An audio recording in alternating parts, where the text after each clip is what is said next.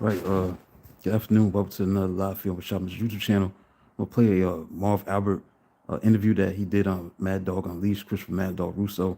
The interview with Marv Albert, and I think this is when he was retiring. I think leaving broadcasting. So I think this is about him retiring, leaving, and quitting. So here's a live stream about an interview that was done back a few years back. And I'm gonna play it. Hope you enjoyed it.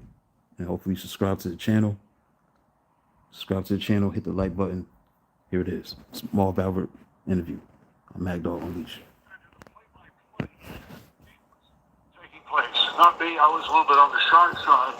And he would mimic a referee at the time by the name of Sid Borgia. In fact, his son, Joe, recently was a referee in the NBA and is now an executive with the NBA. But he was, the father, Sid, was a very animated official and would have all kinds of gyrations. And if somebody would score and would be fouled, he would say yes, and it counts. So when I started doing the nicknames on a regular basis, I just happened to throw it in a couple of times. I remember the first time was a Dick Barnett fullback baby jumper in a playoff game. And people started repeating it back to me. And then players did it. Like during the warm-ups, they would kid around, come over to our broadcast table and go, yes, all that kind of stuff. So it just happened to catch on. And, I use it in certain situations. You sure do. Would you have been this successful without Marty Glickman? Probably not. Marty was I would have to say, my mentor, and I worked for him when he was at WCBS Radio. I was his writer, and this is when I was out of college at Syracuse. I'd done broadcast work up there. First as a rock and roll disc jockey, if you can imagine that, Chris, and I loved it.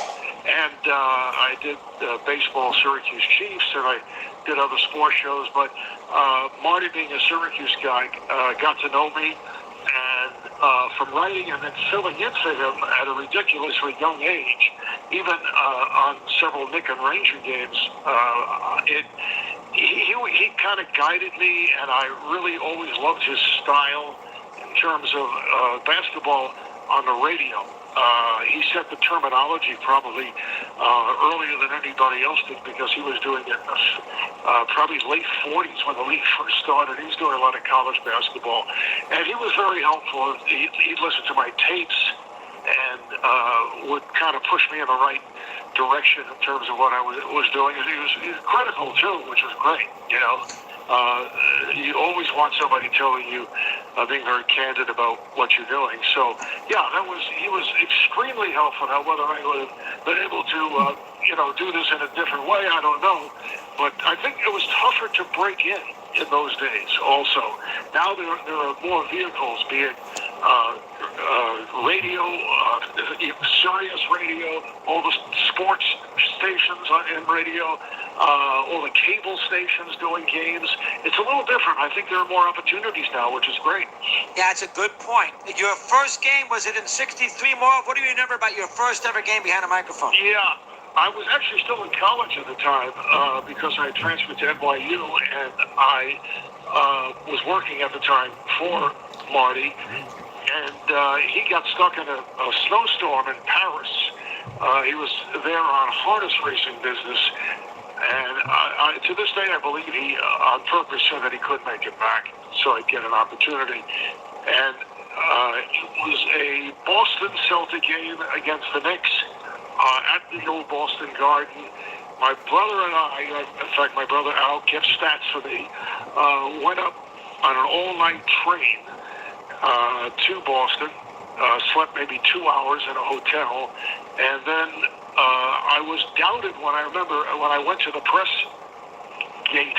They didn't, we're like 22 years old or whatever it was, 21 years old, and he thought I was faking trying to get in to the, watch the game, but I opened my briefcase, showed him all the commercials from WCBS, and he believed me, with some help, because Richie Guerin, who was with the team, knew me from working with Marty Glickman and said, no, he's legit, So here's a 22-year-old kid walking in and doing his first game. And when I think back, it's amazing that was on the air because it was not, I'd done a lot of games on tape.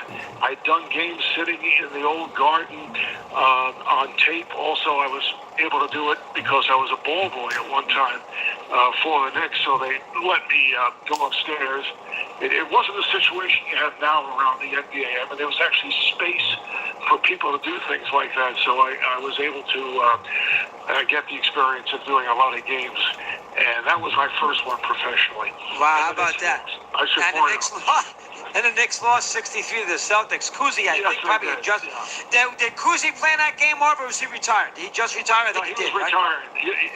I'm sure no one else will remember this player, but he played for the Knicks also, and he was with the Celtics. He was very popular in New England because he was a star at Boston College. Jack the Shot Foley. For some reason, I just remember the guy's name, and he was, a very big-time scorer in college, but he just didn't really have a long career in the NBA. 69. How important the description of Willis, the two jumpers on radio. Game is not live in New York. It's blacked out. He makes the two jumpers. You yes both times. Your description of him coming through the hallway on the court.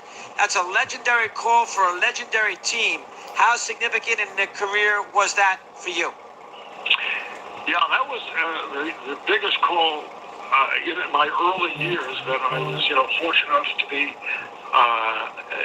You have to be fortunate to be at the right events. I think that's with all sportscasters. I was fortunate to be doing the games at NBC when Michael Jordan had his great run through the 90s, and then LeBron and then Kobe, to be there for all that and the Dream Team, it's a major break. But the Willis one was one of my greatest thrills because the Knicks had never won a championship, and just the plot that took place that he wasn't supposed to play. He got hurt in Game 5 of that best-of-7 against the Lakers. Sat out Game 6 in L.A. No one thought he'd play. I remember doing the pregame show on radio, and he said to me he had gotten a shot. He said he's going to play. Usually when an athlete says he's going to play, you don't believe it. But both teams went out on the floor, warmed up. No Willis. And then from underneath our broadcast booth, all of a sudden you hear this crowd roar. It was the loudest crowd I'd ever heard at Madison Square Garden. The high decibel level was enormous. Willis hobbles out to the court, takes a couple of warm-up shots. The crowd is on its feet. He gets an ovation for that. The game starts. As you mentioned, Chris, hits his first two jumpers, and that's it. He didn't hit any other shots. He probably played about 22, 25 minutes. But he inspired them. You rarely see that. And I'll never forget seeing Wilt Chamberlain, Jerry West, and Elgin Baylor during the warm-ups stop and stare. It was like they were aghast that here's Willis coming onto the court because they didn't think that he was going to play. And Willis was a very important player on that Knick team. He was the guy. He was the captain. He was the guy that everybody looked up to on a very special team. With Dave DeBusschere and Walt Frazier and Dick Barnett and Bill Bradley.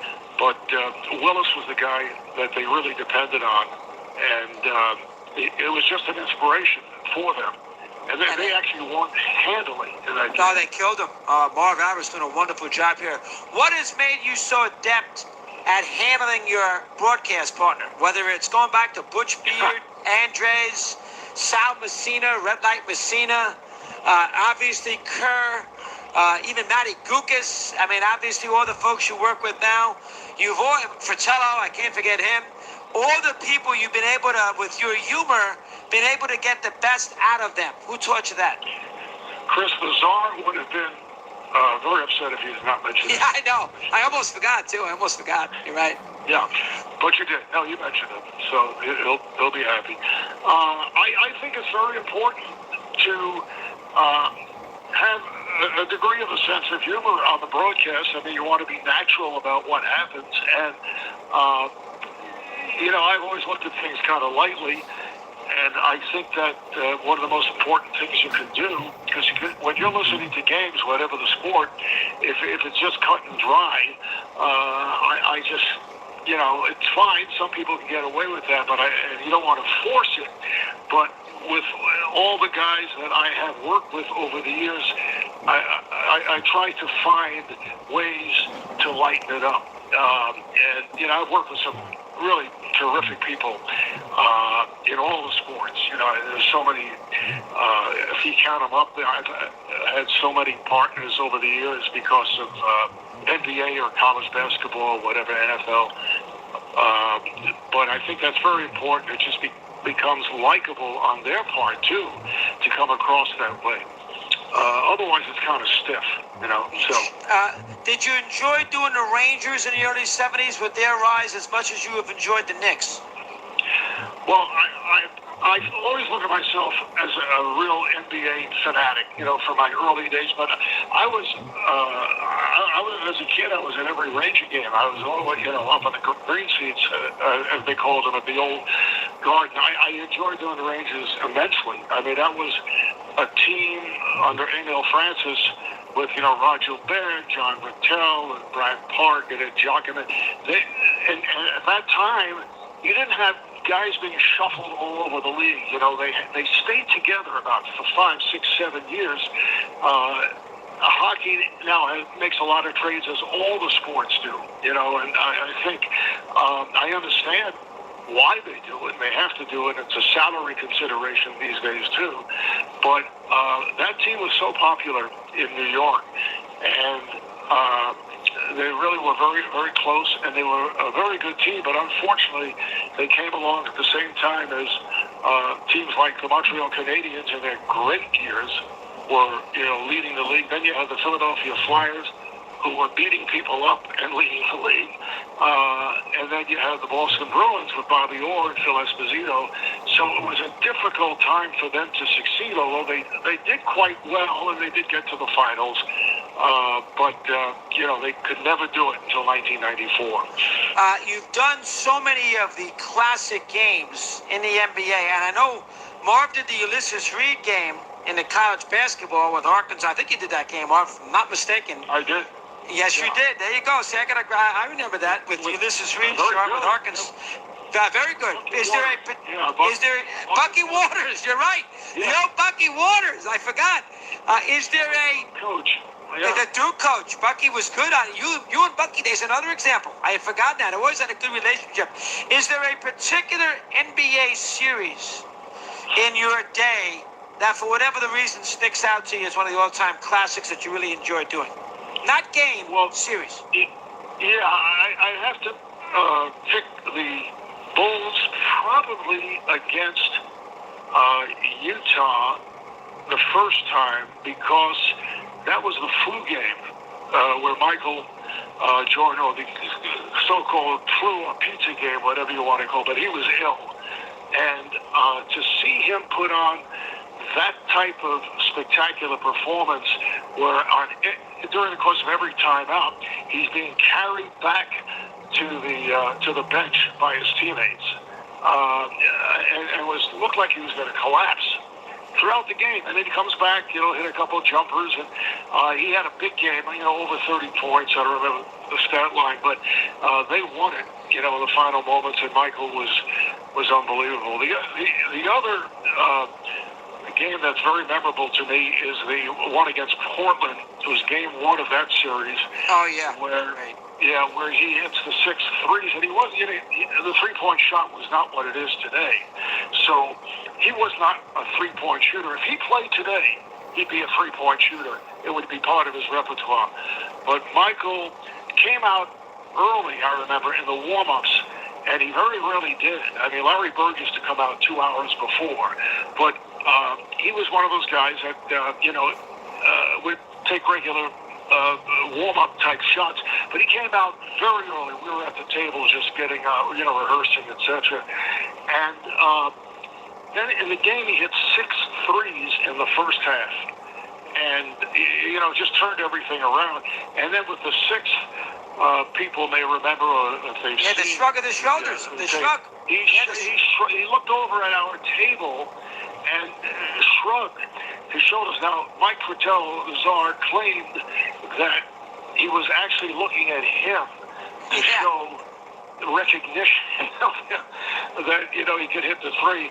But we were also working with a fellow by the name of Magic Johnson, who was at the table. That's who he was looking at. Not for tell you, that game is a.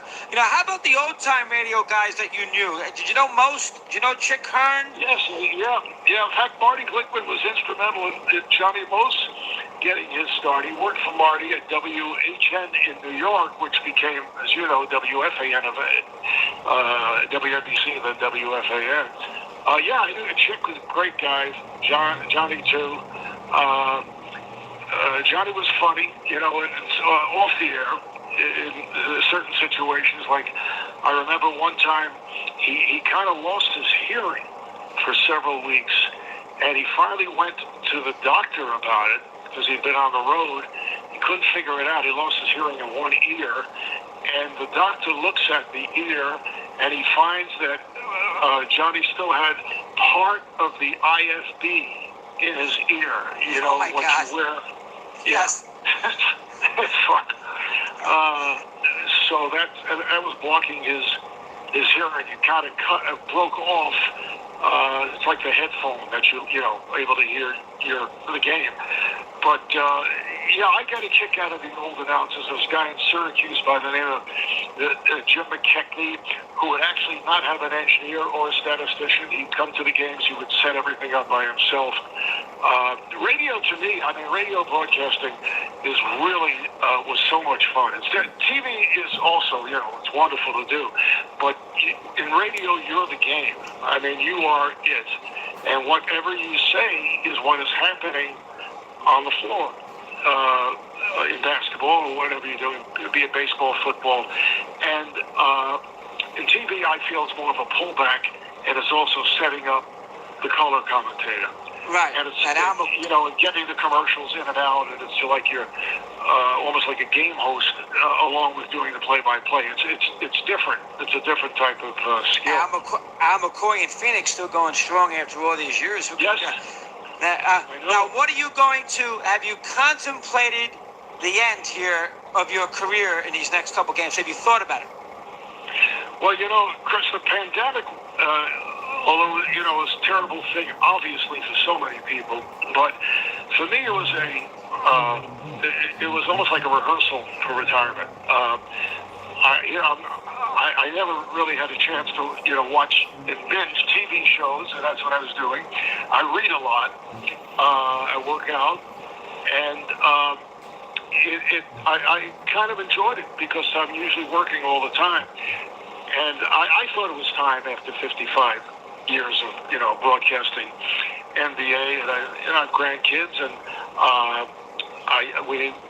my wife Heather and I have plans to travel, not abroad the way things are these days, but certainly around the country. And we have a place in Florida, so I'll get back to my ping pong skills. Love to play ping pong. So you feel like you're going to be relatively adjusted once this Buck Atlanta series is over? I do. When the season approaches late October and starts in November, I'm sure I'll miss aspects of it. I love being around all the production guys, and you make friends with coaches and some of the players. You don't want to get too close to the players, but it's a natural thing. I think I'll miss the prep. I love the preparation. I've always loved that part of it.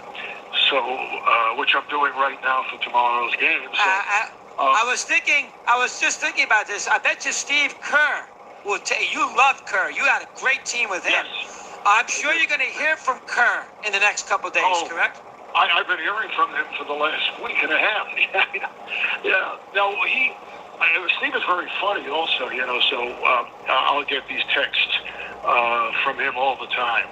So he's about to start preparing for. He's an assistant coach on the With U.S. Popovich. Olympic team. Yeah, with Pop. Yes. So he's going to be busy. Last thing. Favorite five in the NBA. Got a favorite five player standpoint without offending anybody that you can give me? I can give you a five, except that I keep changing my mind on it because I think it's so hard, and I'm sure you get this question all the time. It's so hard to compare the players of today with those of the 70s, 80s, 90s. I think like someone like Michael Jordan and Larry Bird, they have different physical training, and I think also the three-point shot, which is so in vogue these days, they would be brilliant at it. The defense is different. I mean, you used to have hand checking and very tough defense, and the intensity of it is so different these days. It gets a little more intense during the playoffs, as we saw in Game 2 between Milwaukee and Atlanta. I mean, that was like an old-style game. But to me, I would have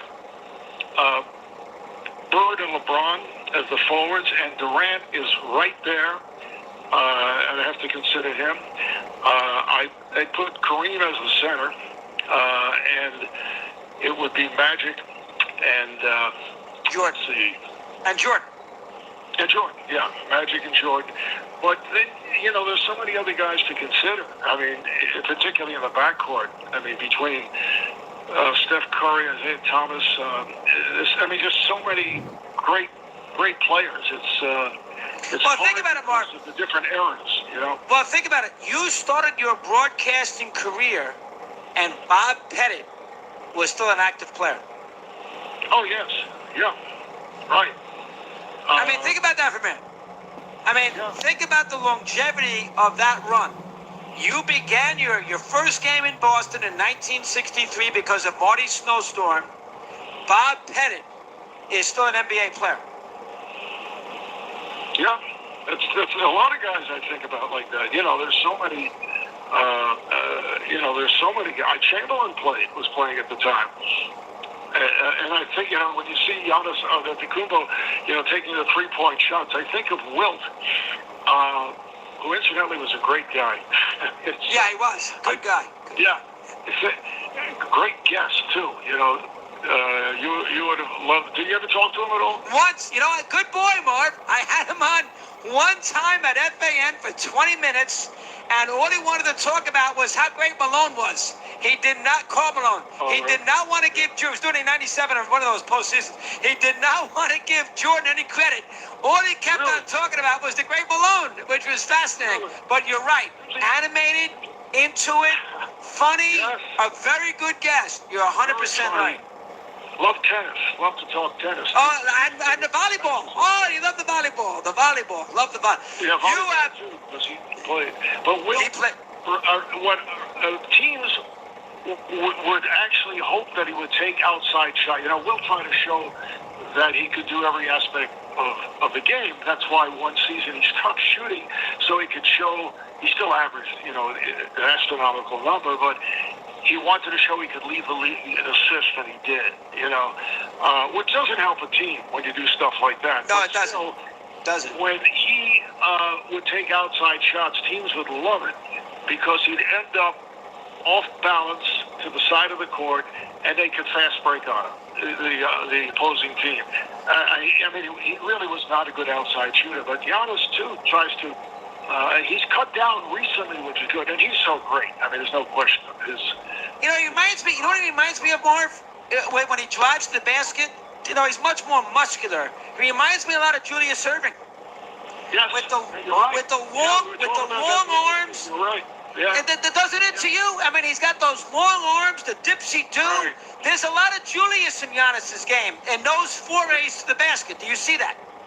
There is. Julius, though, eventually had a good jump shot. Around game. He's able to Yes, hit he did. jumpers, and he can hit outside shots. But there is a similarity there. That's true. Yeah. Marv, you are going to be. I'm going to enjoy these next 3 days. I'm sure TNT will give you a great send-off there at the end of one of those last games. As Silva said, you have been the voice for so many, and I'll just say this personally. Kids my age, 10, 11 years, Grant Napier he would agree. You were very instrumental in a lot of people starting a broadcasting career. I grew up Syosset, Long Island, late 60s, early 70s, and I swear to God, I wanted to be Marv Albert. And I can't give you a better compliment. I can't give you a better compliment than that. I really can't. No, I really appreciate it. Hey, Chris, I remember when I heard you on WMCA. Do you remember that? I do. You wrote me a note, Marv. You wrote me a note. I know. I thought you were terrific, and it was a sound and just a way of expression that I had never heard before on talk radio. I think you were working weekends. I was, Marv. I was. And Marv, you have to understand, I'm a young kid, New York City. This is the summer of '87. This is when you were doing the NBC pregame with Whitey Herzog and all that nonsense. This is, if you remember, this is the '87. I just got to New York 3 months.